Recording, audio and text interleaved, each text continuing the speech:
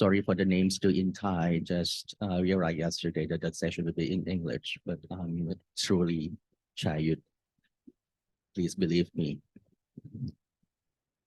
So my task today just to give you a quick update on what's going on the systemic therapy in terms of the adjuvant and palliative. As we heard yesterday that for the bile duct cancer, for many sites have a different etiology, have a different molecular setup, and the treatment in general might be different. But from the old day, from the chemotherapy era, all of this bile duct cancer for many sites was included in one study to testing for the treatment. But as you see here, that more and more we realize that intrahepatic cholangiocarcinoma have the very extensive molecular makeup and have a lot of drug that can be targeted on the intrahepatic cholangiocarcinoma. So ideally, this is what's going on in Thailand. So this is the ideal, what's the evolution. We start from chemotherapy, and then we have the second wave of targeted therapy and the most recent tsunami of the immunotherapy. But listen carefully, we're still stuck in the chemotherapy era with the platinum agent, this is cisplatin for the majority, and fluoropyrimidine with the 5-FU for the majority. We have the oral fluoropyrimidine like capecitabine. We are dreaming to have S1 available for everyone as well, but that's a dream. Because even the gemcitabine, we just recently have it listed, hopefully listed on the essential drug list for cholangiocarcinoma. So what we have been doing before is we give the patient gemcitabine. Since we don't have a national protocol for that, we have to admit the patient to the hospital, and the hospital has to pay upfront, and then each hospital have their own risk to get the money back for the gemcitabine for the patient. So the next step is molecular targeted therapy. You can see here there's a lot of targeted. If you test one by one, each one costs you about $200. So you test 3 or 4 of them, for the costing a lot. So each hospital now, they have their panel. They are testing 50 genes all at once, something like that. This is my hospital, for example, that costing about $700. So that's not get reimbursed. So many Thai patients have to pay out of their own pocket. You want more expensive, you have to pay like 4,000 or 5,000 US dollars. That's also available in Thailand, and you can also pay for that. Immunotherapy is another dream. Okay, it's available in Thailand, but not approved for cholangiocarcinoma in Thailand just yet. So the palliative treatment. So we used to believe that doing nothing, patients survive only a couple months. But if you're doing some chemotherapy, 1 in 5 will respond for a couple months, and they survive close to a year. That's what we believe. And about 1 in 6 or 1 in 5, when they progress on the first treatment, they have a chance to receive the second line treatment. So the few really started in the year about 2010 with the 2 study, the ABC study, and another Japanese study confirmed that cisplatin gemcitabine compared to gemcitabine alone have the survival advantage. So the field started from there. In Thailand, we start using the gemcitabine very close to that period as well, even though it's not listed in any national protocol. So each hospital have their own risk of giving the chemotherapy, admitted the patient, and reimbursed to the DRG. So this is what happened with the GEM-CIS regimen. About 20% response, about 5-month progression, survive about 8 months. So remember that number and figure because we're going to compare something later on. 1 in 5 response for 5 months, survive about 8 months. So that is GEM-CIS. This is just an example of what happened in the old day, that they lump all of this bile duct cancer together, intrahepatic, extrahepatic, gallbladder cancer, and all that in one study. This is just an example. System also used in all of this biliary tract cancer. What happened after that? So GEM-CIS reported almost over 10 years ago. What happened after that is we are putting the third drug in the GEM-CIS. So third agent, you name it, they're testing it. Okay, or testing a new targeted therapy.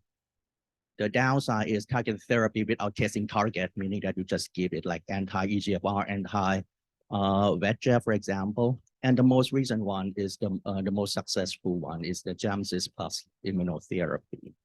Just give you a quick example, putting the third drug in. GemCis as the backbone, putting the third drug in. This is a Japanese study. The third drug, which is a very Japanese drug, putting the ACE1 in. So it's GemCis and then S1 compared to GemCis comparator. You can see the survival benefit from 12.6 months to 13.5 months, not even a month, so a couple of days. So that really not move the field forward that much in terms of using in the advanced disease. But one thing to notice, GemCis respond only 15%, but GemCis plus S1, the response like 41%. So this might be the good agent or the good regimen if you want to use it in a neoadjuvant setting, if you expect some high response. So the three drug compared to two drug, even though this is a statistical significant, but doesn't really move the field forward that much. Another most recent study reported not even a year ago, putting the third drug, nab-paclitaxel, to GemCis. You can see here, this is such a disappointing result that PFS and the OS doesn't improve compared to GemCis alone. Again, thing to note that GemCis, the response is only about 22%, but if you put the third drug in, you see 31%. So all of these three drugs likely to move to neoadjuvant setting, but doesn't use in the advanced setting. So we have put the third drug in. Chemotherapy might not be the best way to go. The biologic agent put to GemCis, actually most of the study using the GEMOX as the backbone chemotherapy, using the third drug in, which is so-called a targeted drug without testing target, like putting cetuximab, panitumumab, or the anti-VEGF agent. Most of the study doesn't show any striking results, so really put new biologic to GemCis. Here is a GEMOX, doesn't really improve that much. So this is the more recent data using immunotherapy, anti-PD-L1 durvalumab to GemCis. The other study using anti-PD-1 pembrolizumab to GemCis. And the durvalumab used combined with GemCis for 8 cycles. After that, maintenance with durvalumab alone until progression. And the same thing with the pembrolizumab, you are using GemCis. This is a little bit up to the investigator that how long you want to use the GemCis for, and then your maintenance with pembrolizumab. This is the result of these two study head-to-head comparison, one in Thailand, one in Daily News. Okay, so like GemCis alone, close to a year. Now GemCis plus the third agent, either durvalumab or pembrolizumab, you start seeing that median survival a little bit over a year for these two studies. So good news is, it's a bad news that durvalumab and pembrolizumab is not currently approved in Thailand for this particular indication yet, but durvalumab and pembrolizumab already available in Thailand for other indications. So this is what we have most recent in terms of treatment for the first line. What do we do after the first line treatment? After GemCis, everyone will progress. So this is the meta-analysis in 2019. Put all the data together, what happened after your progression from the first line using the meta-analysis. The response overall in 25 study, you expect that the response for the second line treatment only 7%, a couple month progression and a couple month overall survival. So up to the year 2019, this is another report from the ABC group, compare the modified FOLFOX regimen, which is 5 of you, ricoborin and oxaliplatin, in addition to active symptom control. This is statistical significant if you convince or not, from 5.3 months to 6.2 months. And they comment that the control arm do exceeding expectation, but this is statistical significance. So so-called this is a new standard second line treatment with a FOLFOX, modified FOLFOX regimen, 5-year ricoborin and oxaliplatin from the year 2019 onward. What happened in Thailand? We have been using FOXP as a second line for quite some time, maybe either kind of FOLFOX for quite some time, even without these coming out data. How we can using that? We are taking the same risk, admitted a patient in the hospital and have the hospital take the risk and using the same chemotherapy and get the payment back from the authority using our DRG kind of system as the second line treatment. So because oxaliplatin in Thailand is not licensed or registered for this indication at all. So that's a word of warning. What happened? We have another new agent, liposomal irinotecan plus 5-FU in second line setting compared to 5-FU alone. This particular study, the NIFTY study, showed survival benefit. A very same study design using the NAB irinotecan 5-FU compared to 5-FU alone. This is another AIO study. This study doesn't show any survival benefit. So we have this conflicting result, right? The nano liposomal irinotecan plus 5-FU is very better than the 5-FU, but it is listed as a second line option now. So we have the second line option like a FOLFOX and this nano irinotecan with 5-FU.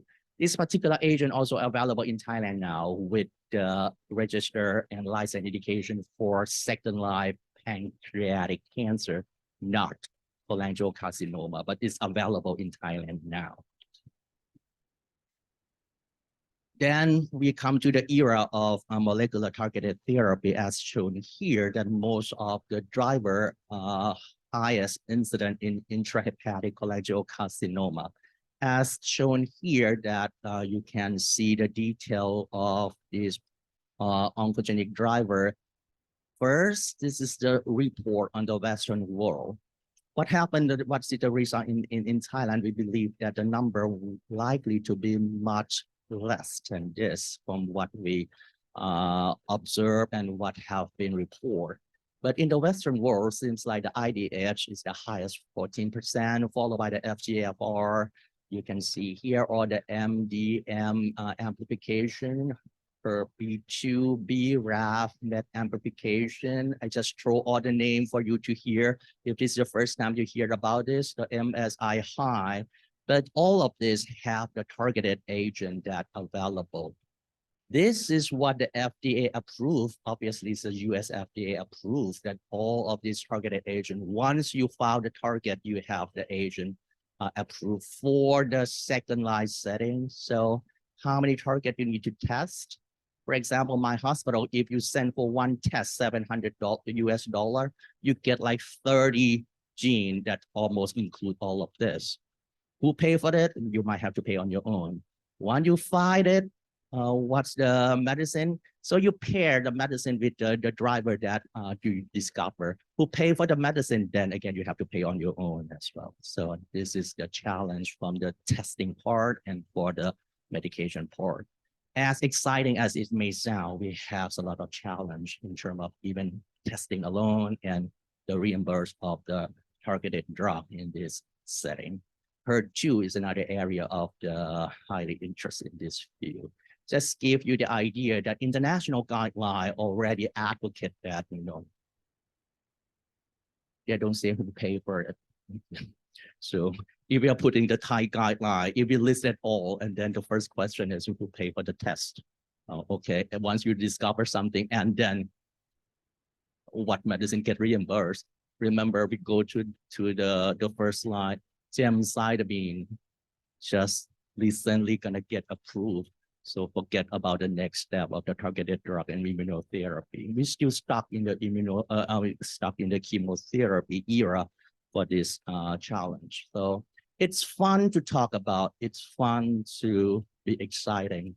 It's also stimulate all the research opportunity in Thailand, but in the real world and the patient care, we still has a lot of challenge.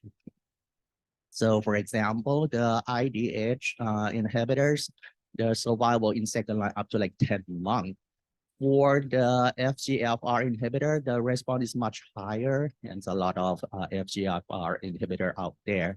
I heard that we might have one of these FGFR inhibitor available in Thailand very soon. So the name ending with tinib, kind of this either fugatinib, infigratinib, pemigatinib, or that.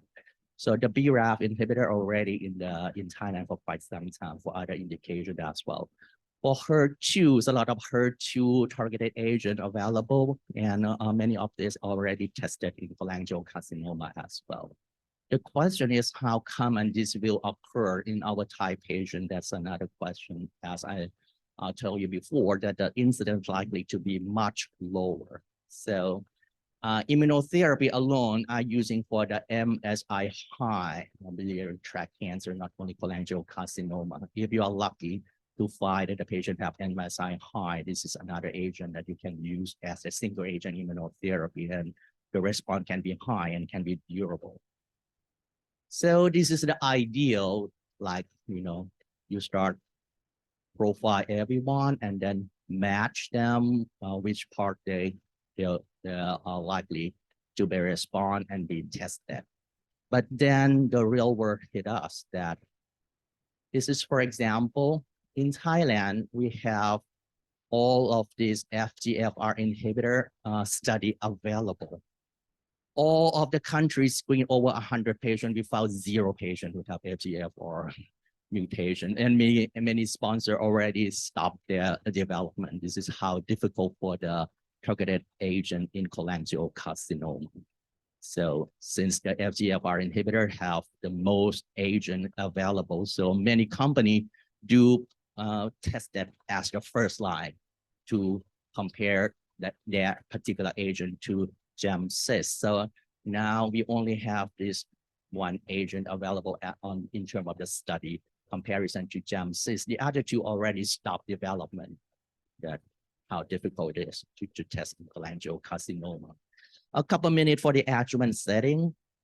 So all of that agent that we heard in the palliative setting from the first line treatment with chemotherapy or chemotherapy plus immunotherapy or targeted agents, or so we are move on to the adjuvant setting.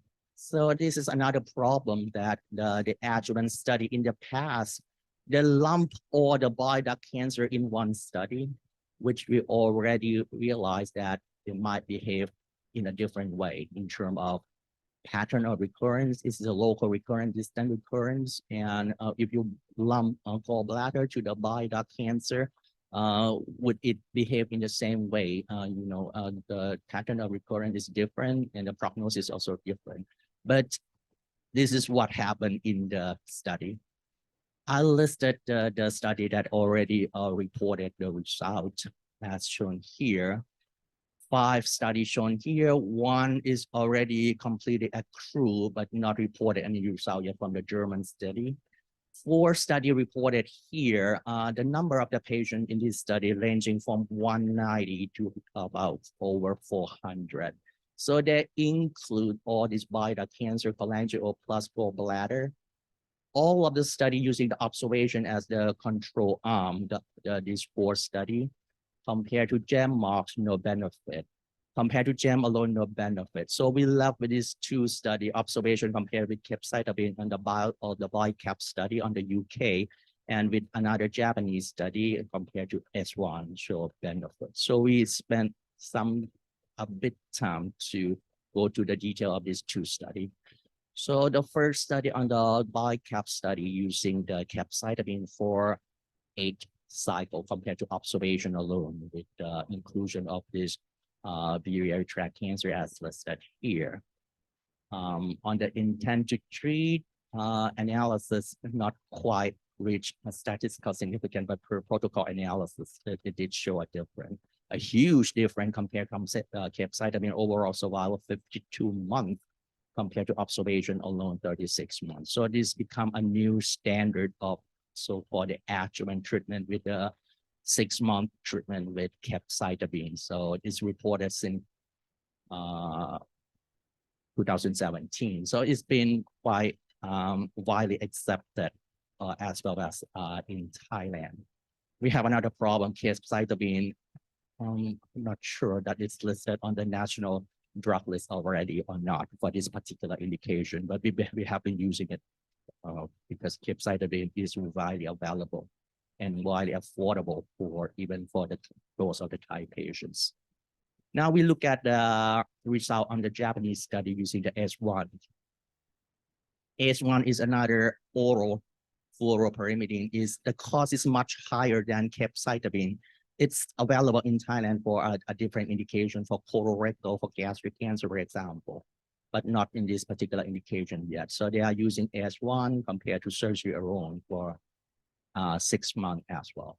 The result as shown here nicely shown PFS and overall survival benefit. So we have 2 agents that shown the survival benefit, one from capecitabine and one from S1. So the study, the ASCOT study is the study using S1. You can see if you compare S1 to capecitabine, the patient tend to complete S1 in a higher percentage compared to capecitabine 58%, S1 72% able to complete the 6 months of treatment.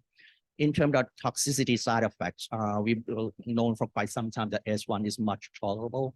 Diarrhea, stomatitis much less compared to capecitabine that we are having a lot of hand-foot problem. The only problem with the S1 is the direct cost of the S1 is much higher than capecitabine. Since we have capecitabine generic available in Thailand, is much cheaper now that most of the Thai people can afford or get reimbursed with the capecitabine. Another small study compared capecitabine with GEM-CIS, so which is what we want to know because the first line treatment right now is GEM-CIS before we have immunotherapy. How about compare capecitabine with GEM-CIS? This is a small study, only 50 patient per arm, but seems like the GEM-CIS and capecitabine, GEM-CIS doesn't do any better than capecitabine. So seems like the likely recommendation for adjuvant treatment like this to be capecitabine.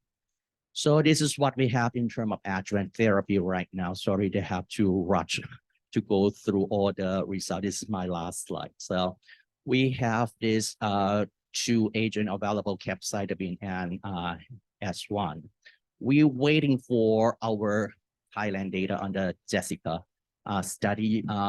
We include only our cholangiocarcinoma patients, compares GEM-CIS with GEM alone. With the Jessica study, I would like to take this moment to pay tribute to the late Professor Narong Khantikeo, who shall forever be remembered as the true inspiration and dedication in the field of cholangiocarcinoma research in Thailand. Dr. Narong, Professor Narong, is pioneer initiative of the Jessica adjuvant study. This is just one of the few of his work. Really provide my institution and me personally with the opportunity to collaborate this wonderful work. I sincerely hope that his work, his study will succeed in this upcoming year and will pave the way to improve the patient care in Thailand, just as he intended. So I'd like to close the role of systemic therapy for cholangiocarcinoma with the adjuvant treatment. We have capecitabine and S1, which is the current step. For advanced unresectable first-line setting, we have chemotherapy plus immunotherapy. This is the best regimen for the moment. For the second-line setting, we have modified FOLFOX or nanoparticle liposomal irinotecan FU. Molecular testing likely to be the routine, hopefully in the near future. With that, I'd like to thank for all your attention. Thank you. Sawadee krap.